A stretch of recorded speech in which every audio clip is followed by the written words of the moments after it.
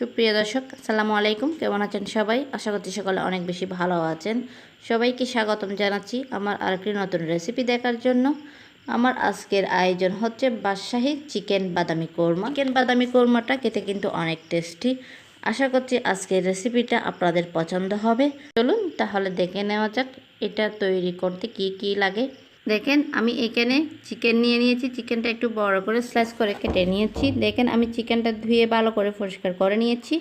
এখন আমি এখানে একটা মশলা তৈরি করছি। তার জন্য আমি এখানে কিছু সাদা গোলমরিচ নিয়েছি, একটা জায়ত্রী নিয়েছি হাফ, দেখেন 5টা এলাচ নিয়েছি, হাফ জায়ফল নিয়েছি। মশলাগুলোকে বেটে একটা মশলা তৈরি করে নিচ্ছি। এই মশলাটাই হচ্ছে চিকেন কোরমার মশলা। এই মশলাটা ছাড়া আমাদের আর কিছু উপকরণ লাগবে। তার মধ্যে অন্যতম হচ্ছে পেঁয়াজ বেরেস্তা আর টক দই। এই দুটোকে একসঙ্গে একটা পেস্ট তৈরি করে নিয়েছি। দেখেন এখন এক পাশে রেখে দিচ্ছি। আমি পরের স্টেপে চলে যাচ্ছি। দেখেন আমি এখানে নারকেল কোড়া নিয়েছি, ফ্রেশ নারকেল কোড়া 1 টেবিল চামচ, পোস্তদানা নিয়েছি আমি 2 টেবিল চামচের মতো, কাঠবাদাম নিয়েছি। দেখেন সবগুলো একসঙ্গে আবার ভালো করে একটা পেস্ট তৈরি করে নিয়েছি। দেখেন পেস্টটা একদম মিহি করে তৈরি করে নিতে হবে। দেখেন আমি এখানে সবগুলো মশলা রেডি করে নিয়েছি, সবগুলো এক পাশে রেখে দিচ্ছি। আমি এখন রান্না করতে চলে যাচ্ছি। তার জন্য আমি প্রথমে এখানে ফ্রাই প্যানে 2 টেবিল চামচের মতো অয়েল দিয়ে দিয়েছি। আমি দেখেন কাঠবাদামগুলো একটু ভেজে দিচ্ছি। আপনারা চাইলে না ভেজেও ব্যবহার করতে পারেন। দেখেন আমি একটু ভেজে নিয়েছি, কাঠবাদামগুলো ভাজা হয়ে গেছে। আমি এখন উঠিয়ে এক পাশে রেখে দিচ্ছি। তেলের মধ্যে আমি শুকনো গরম মশলা দিয়ে দিচ্ছি, 1 টেবিল চামচ জিরা, 2টা লং, একটা দারচিনি, 2টা তেজপাতা দিয়ে দিয়েছি। দেওয়ার পর আমি ভালো করে একটু ভেজে নিয়েছি। এই তেলটা কিন্তু আগে যে পেঁয়াজ বেরেস্তা করেছিলাম সেই তেলটাই ব্যবহার করেছি। আমি এখানে 1 টেবিল চামচ আদা এবং রসুনের পেস্ট দিয়ে দিয়েছি। সেটাও একটু ভালো করে ভেজে নিচ্ছি যেন আদা রসুনের র ফ্লেভারটা চলে যায়। দেখেন আমি এই তেলের সঙ্গে কিন্তু 1 টেবিল চামচ ঘি দিয়ে দিয়েছিলাম। ঘিটা কিন্তু স্কিপ হয়ে গেছে। এখন আমি চিকেনটা দিয়ে দিচ্ছি। চিকেনটা দেওয়ার পরে আমি হালকা করে একটু ভেজে নিচ্ছি। এই চিকেনটা কিন্তু রোস্টের মতো করে ভাজতে হবে না, একটু হালকা করে ভাজলে হয়ে যাবে। চিকেনটা ভাজা হয়ে গেছে। এখন আমি মশলাটা দিয়ে দিচ্ছি। যে কোরমার মশলাটা আমি আগে রেডি করে রেখেছিলাম সেটা এখানে দিয়ে দিয়েছি। দেখেন 1 টেবিল চামচের মতো। আমি 1 টেবিল চামচের মতো শুকনো লঙ্কার গুঁড়ো দিয়ে দিয়েছি, স্বাদ অনুযায়ী লবণ দিয়ে দিচ্ছি। দেখেন আমি 3টা কাঁচা লঙ্কা মাঝখান থেকে ভেঙে দিয়ে দিয়েছি। দেখেন সবগুলো একসঙ্গে ভালো করে একটু মিক্স করে নিচ্ছি। এই চিকেনটা কিন্তু একটু সময় নিয়ে কষিয়ে নিতে হবে, অনবরত নেড়ে চেড়ে দাঁড়িয়ে থেকে।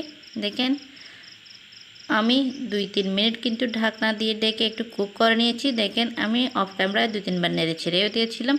দেখেন চিকেনটা কষানো হয়ে গেছে। এখানে বাদাম আর নারকেল দিয়ে যে পেস্টটা তৈরি করে রেখেছিলাম সেটাও দিয়ে দিয়েছি। দেখেন টক দই আর বেরেস্তা দিয়ে যে পেস্টটা তৈরি করে রেখেছিলাম সেটাও দিয়ে দিচ্ছি। দেখেন দুটোটা একসঙ্গে ভালো করে মিক্স করে নিচ্ছি। 1 টিস্পুনের মতো ধনিয়ার গুঁড়াও দিয়ে দিয়েছি। দেওয়ার পরে সবগুলো একসঙ্গে ভালো করে একটু মিক্স করে নিচ্ছি।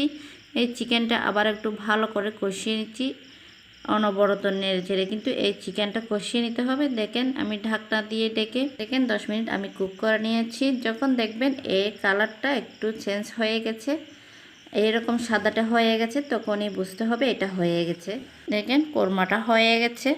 আমি এখানে 1/2 টিস্পুনের মতো চিনি দিয়ে দিয়েছিলাম, 1/2 টিস্পুনের মতো কেওড়া জল দিয়ে দিয়েছি। দেখেন 1 টেবিল চামচ ঘি দিয়ে দিচ্ছি। দেওয়ার পরে আমি আবারও ভালো করে সবগুলো একসঙ্গে নেড়ে চেড়ে মিক্স করে দিচ্ছি। দেখেন এখন ঢাকনা দিয়ে ডেকে আমি 10 মিনিট দমে রেখে দিচ্ছি। আশা করছি আজকের রেসিপিটা আপনাদের কাছে ভালো লাগবে। ভালো লাগলে প্লিজ আমার চ্যানেলে সাবস্ক্রাইব করে পাশে থাকার বেল আইকনটি প্রেস করে রাখবেন, আমাকে সাপোর্ট করবেন। দেখেন 10 মিনিট পরে আমি আবার নেড়েচেড়ে সবগুলো মিক্স করে নিচ্ছি। দেখেন এই চিকেন কোরমাটা হয়ে গেছে। এই বাদশাহী বাদামি চিকেন কোরমাটা খেতে কিন্তু সত্যি অসাধারণ। দেখেন গ্রেভিটা কত ক্রিমি হয়েছে, খেতেও কিন্তু অনেক টেস্টি। এখন কিন্তু পরিবেশনের পালা, আমি আপনাদেরকে পরিবেশন করে দেখাচ্ছি। দেখেন বাদশাহী চিকেন কোরমাটা দেখতে কত লোভনীয় হয়েছে, খেতেও কিন্তু অনেক টেস্টি।